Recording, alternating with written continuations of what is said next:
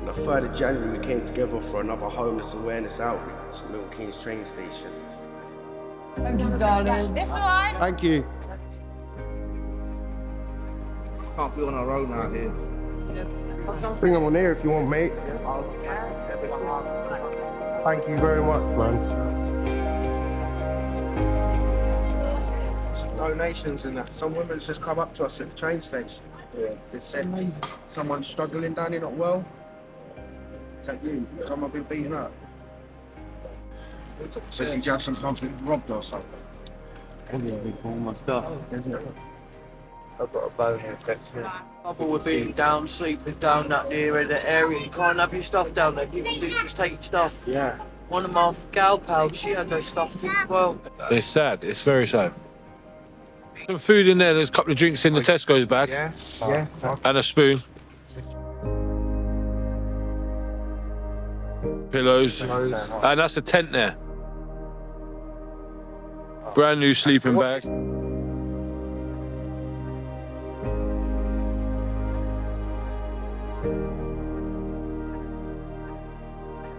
We even had a barber come down to give free haircuts. Yeah, mate, in this weather, It wasn't about charity. but survival. Survive the night and the day seems not so bad. It's about dignity. Feel better after that trip? Look like man, the fresh new man. Felt something about Reminding people they're seen. So they're all together. That's hats and gloves and stuff, jumpers, one of shoes and boots. Overall, it was a good day.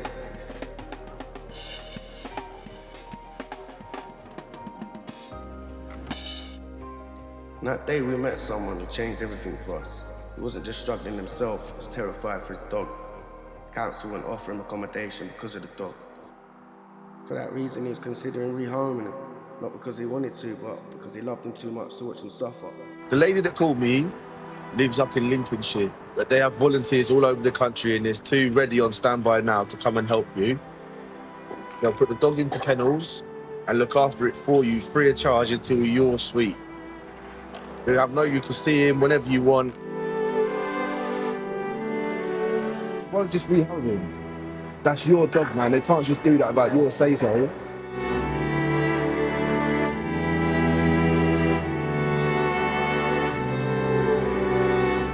Well, I keep thinking that I'm going to wake up and he's dead. After we spoke to him, we walked off to give him a moment. And we rang the woman back to see if we could make this happen, if that's what he really wanted. Well, he's here now. He'd like the dog taken off street because he's really worried the dog's going to die out on the streets and he don't want that. So he's saying if you can help him. He wants to get him back though. Yeah, but he wants the dog back, like once he's housed. Larry can do that. Not darlings, he's going to go to a home, but it's still yours. When you're ready, she wants your number, your full name and the dog's name, so that she can call you and you can call her and liaise between each other. Said to her, take my number as well. The police that she can't get hold of you, then at least know that you're always here and stuff, you know what I mean? I said to her, he wants to keep the dog, he's not being rehoused. I said he doesn't want to lose her or lose him or nothing like that. I said he just wants help with, I said, what he's scared of is the dog going. We left him with the contact details, headed up to Ramada. Council had done a clean sweep, putting all the homeless into hotels because of the cold weather. So we thought we'd go give them some food, see how they're doing. Help yourself, Help man. you should get some. What's on the menu?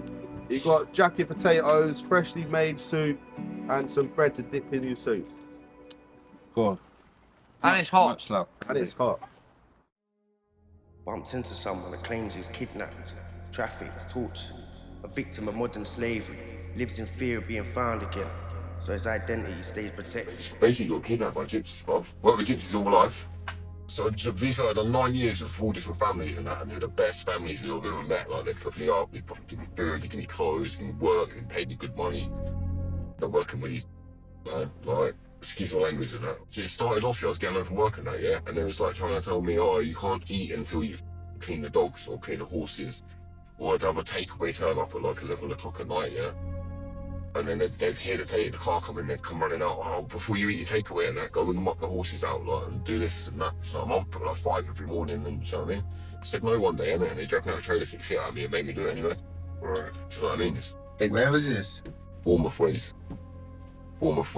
I've done a bit of work in Brighton, done a bit of work just everywhere, man. They travel up and down, man. All Norwich, Norfolk, and fucking wherever the work is, isn't it? We went to Nottingham and Stoke-on-Trent and all sorts of it. Well, was that my choice though? Could you have left there or what? No, I had nowhere to live, bro. I was homeless, innit? And these boys paid me good money, you know what I mean? But after that, like, it got to the point where they got comfortable with me and they kind of understood me, and they was like, right, if we just tell him to do something, and if you don't do it, give him a slap, he's gonna do it anyway. Yeah.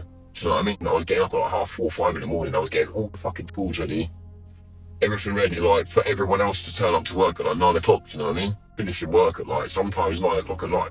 In the summer, like, I'm finishing work at like 9:30, 10 o'clock at night, and yeah, and I get home, they're like, wow, I just need you to do this and do that, take all the tools off and do that before you go anywhere, do you know what I mean? So, what's disappeared, try going to your position you're in now, that... Yeah, yeah, they want to kill me, bro. Like, they want to kill me, they try to kill me in jail, innit? I left them. The only way I was able to get away from you was to hand myself in, get myself nicked. I was on a warrant, innit? Yeah. So I got nicked, and that's the only reason I got myself out of the situation, innit? But they're looking for me, bro. I was in a safe house kind of thing, yeah? It was fucking Birmingham, and they come and found my yard and that. And for the fact that I had a warrant out for my arrest, I don't think the Fed would have been there as quick as they were. Do you know what I mean? I just rang them and was like, yo, this is my name, I've got a warrant out. I've had a warrant for a couple of years. Like, you need to come and get me right now, because if you don't come get me, I'm gonna get tortured and killed. Like, yeah, and then they followed me to the old Bill station and then fucking waited in the court and was in court in the fight. It was a public court, so they was in the court, innit? So fucking... They hit on me from outside jail, man. Like, they was asking, they're paying like £500 a tooth or something. They was like, take your big front tooth and I give you 500 quid. They still want to kill me, do you know what I mean? Like, I'm looking over my shoulder left, right and centre every day, bro. Like they was, oh, if you ever done this and never done that, I'd come and kill you, and I just took it with a pinch of salt and that. But it's now like I'm playing a game of cat and mouse, yeah, but I know if they find me, it's certain death.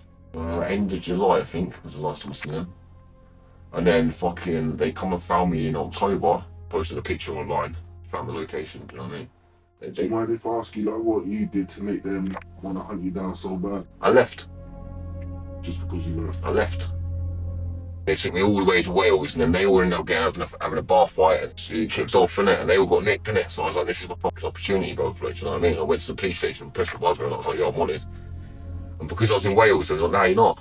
And I was like, yeah, I definitely am, bro. You need to double check, like, look on different systems, innit? I'm definitely wanted. You need to arrest me right now. And as soon as I bust case, they released my address publicly. Yeah, I was in my house, yeah? And I had a knock at the door. So I opened the door, and there's a little child. And I'm drunk, so I was like, yeah, why? And then I clicked in my head, little Irish kid, I clicked in my head. I was like, oh no. So I've gone running back in, locked my door, this and the other, and just called the old Bill straight away. Like. Concerns now for like, if we're gonna release this, so they're gonna know where you are. Like, take bits out of there that I think will make you vulnerable. But if you're, you know what I mean, yeah. How many people in your situation, how many people did they have? Oh, it's not just a... There's a lot. Not with the same family, yeah, but there's... Yeah, it has to. It has to. This is why you're being like homeless, because you're kind of ducking and diving. Yeah, because I'm scared. Like, I mean, there's sort of fellas to pay like 15 grand, get a private investigator to find out, like, what I mean, like, basically the reason where I am, because I'm scared to go and put my name somewhere on the system, or put my name. I'm scared to fucking register for anything, yeah. I'm sitting here shocked at what I'm actually hearing. Part of me's thinking, is this guy for real? But then I'm looking in his eyes.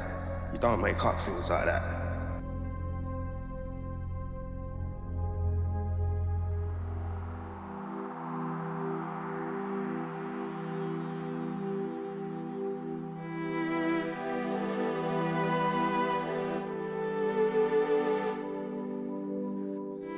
The next morning, we got a call from a mate. Said they'd found Soldier. We went straight down to see him. Thought we'd spend some proper time with him. See how he's really living. What his days actually look like. I'll be honest, it hurt to see.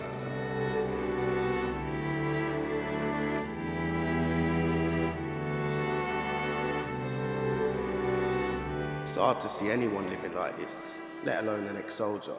I'm a good friend. Someone that helped me when I was at my all-time low. Now I gotta help him. Council say they offered him a property, but that was in Leicester. And I understand why he didn't take that. You'd take the offer straight away, wouldn't you? Well, my place in Milton Keynes? Yeah, absolutely. Absolutely. I need to stay in Milton Keynes. That's what I need, stay in Milton Keynes. Apart from that, it's just surviving. Yeah, that is me surviving. Yeah. I'd be ill. I was just saying to these, it's not a joke.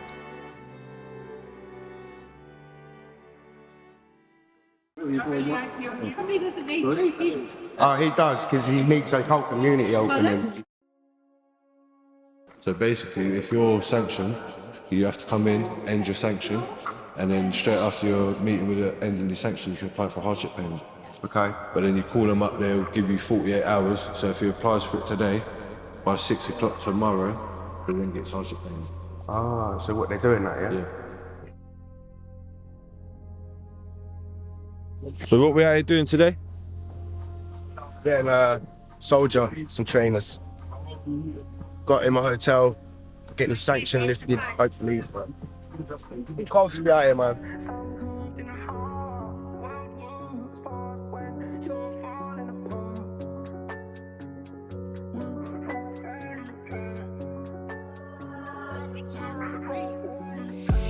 He told me the hardest part about ain't the guns inside. It's coming home, realizing you don't fit in the line. People see you as the shadow of the person you are. Take him to the till, bro. Oh, cheers, mate. In the fold of your hand, he told me voices from the night still echo in his bones. He told me sleeps with open eyes, the drama never goes. And the medals on the mantle never kept him from the cold. And the country they fought for left him fighting on his own. Sat by the station where bosses never wait. Cold breath on pavements like he's speaking of fate. Eyes locked, a soul to soldier still standing inside. Is it right? Is it here? Yeah, the office. But the real loss was pride. The war don't end when bullets don't fly. Try to get some extra drives or something. Very good, man. We wasn't ending on the support here. Basically.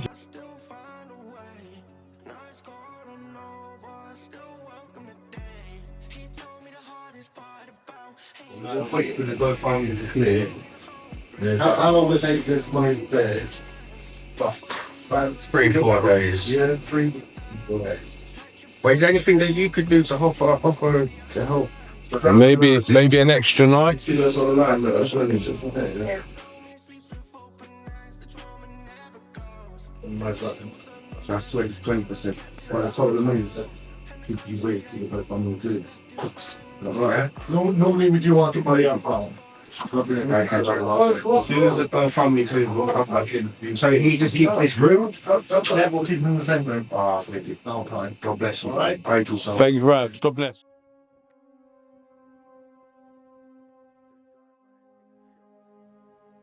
After speaking to the manager and extending Soldier's stay for 4 more nights, he was buzzing. Couldn't wait to tell him. Jumped in the car and went to the spot we was meant to meet him at, but he weren't there. We know he ain't got a phone, so we thought, let's drive about and look for him. Streets, corners, anywhere he might be. Couldn't find him. Part of us thought, maybe he's already gone to the hotel. But we had the key, and we just didn't think they'd let someone in that they ain't even met yet. It got late. We had to head home, but we couldn't rest. Later that night, we went back out, drove around again, searching. Still, nothing.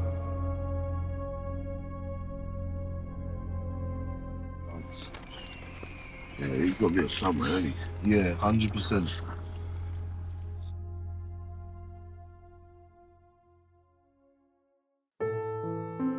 Morning came.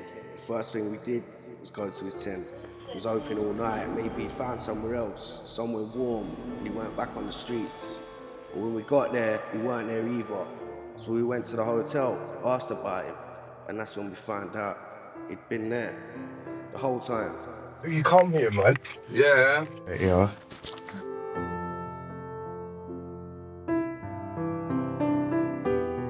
Absolute star.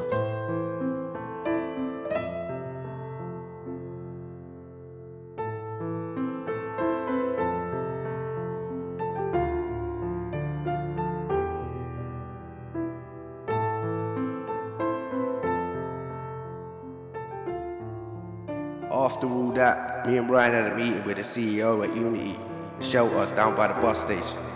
We asked if we could film it, and they said no, and we respected that. But what we did get was proper insights, real information, stuff we didn't even know about. I'll be honest, walking in there was all new to us. I didn't even realise half of what they actually do. Seeing their setup, their facilities, the way they look after people, it was proper impressive. And if I'm being real, it feels like places like Unity are carrying the council. They're the ones on the ground, doing the work every single day. I've just had a phone call saying I need to go and collect all my stuff from Ramanda. I know this. So, what are they doing? Are they extending it or are they kicking us out? Okay, thank you. While we was driving, our pal got a phone call, housing officer. Turns out the Ramada told everyone to leave, just like that. Now they're being moved again, different hotel, same stress. He didn't even know where he was going yet. And I'm thinking, how do you fix your life when you don't even know where you're sleeping tonight? And then he went on to tell us about his experience with the YMCA and how they kicked him out. Sanction me. So I said to the YMCA, I said, how can I do this? Can we sort like a payment plan for the month's rent now? They said no. I said, what do you expect me to do? They said, we got to leave. I was there, 4 weeks, they kicked me out. What, the YMCA? Yeah. Because the job centre sanctioned me and I couldn't pay my month's rent. Everyone in here now, yeah? From Ramada? Yeah. We knew Soldier was in the hotel now. We were walking up there, thinking about how we're gonna tell him some proper good news. The offer was on the table, rehab, and after that house, I won't lie, we were a bit nervous.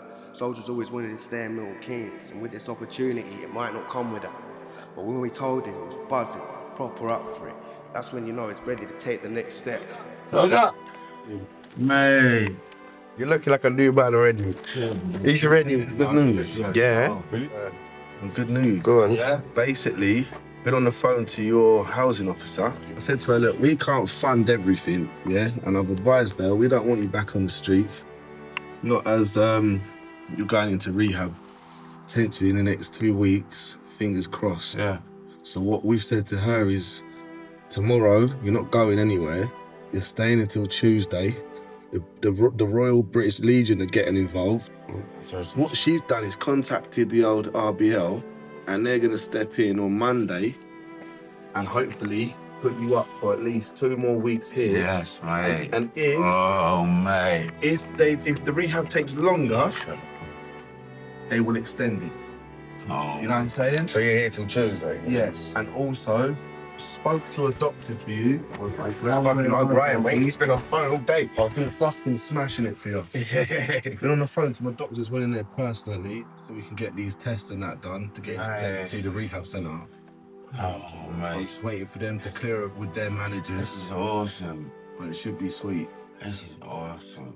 So people that actually care. Come on. Mate, the lady... What's the charity name? Huh? What's the name of the charity thing you're doing? We are MK Homeless Support, yeah. MK Homeless Support, Ross. We're going to be helping a lot more people after this, mate. Your stories are very inspiring and inspired this to carry on harder. And anyone that wants rehab and the help, we're going to be there helping them now. And I think a lot of people will be motivated from this as well, watching you do this. Because you honestly blow me away. This is exactly what I needed for so long. Like, people just go boom, boom, boom. It's like a hand up, not a hand out. Yeah. That makes sense though, yeah? How come it's taken for us to come together and make this noise? No, what you've done, you've actually turned up. Oh, you smashed it, you made all this up and you got a heart here. I love you, you know.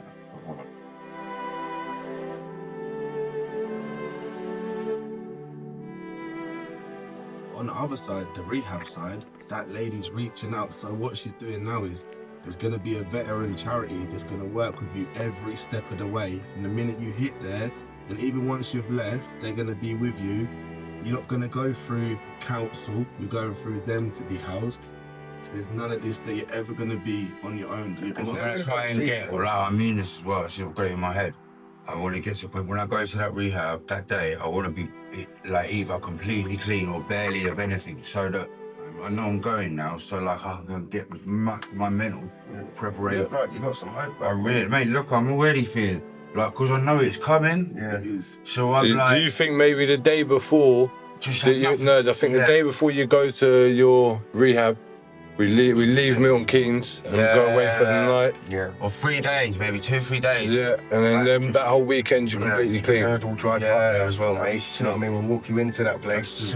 We'll give you a hug. We'll say our farewells and we'll see you when we can. Yeah, man. I'm so happy. And you know what? I'm I'm proud of you for acting up, mate. Because not a lot of people. The fact that he's turned to one of us three, saying, "Look, if I had the opportunity to go to rehab, he'd snap it with a finger," and that's what he's done. Yeah. So we've got everything's in place. They're ready to take you. We're ready to get in the car. It's down to now the money. Ready.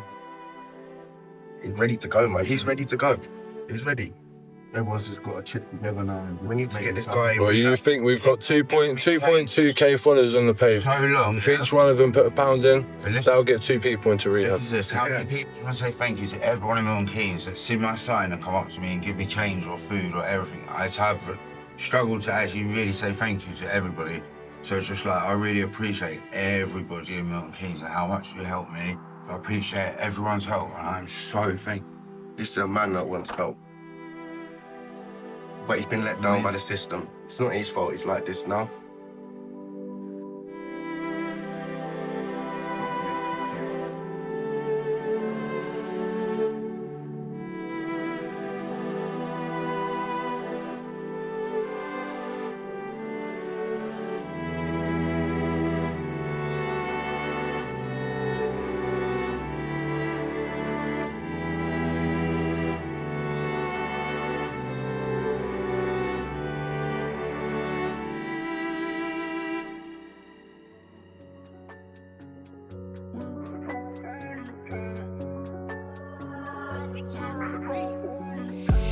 He told me the hardest part about ain't the guns inside. It's coming home, realizing you don't fit in the line. People see you as the shadow of the person you are. Like you bought the wall back in the fold of your hand. He told me voices from the night still echo in his bones. He told me sleeps with open eyes, the drama never goes. And the medals on the mantle never kept him from the cold. And the country they fought for left him fighting on his own. Sat by the station where bosses never wait. Cold breath on pavements like he's speaking of fate. And we are very, very happy to be supporting MK Homeless. Just told a story he's been trying to hide. Lost brothers in deserts, but the real loss was pride. The war don't end when bullets stop flying. Brother, don't you fade out, don't get lost in the grave. Storms fall heavy, but you still hold the weight. Yeah, we bend, we break, but I still find a way. Nights gone, I know, but I still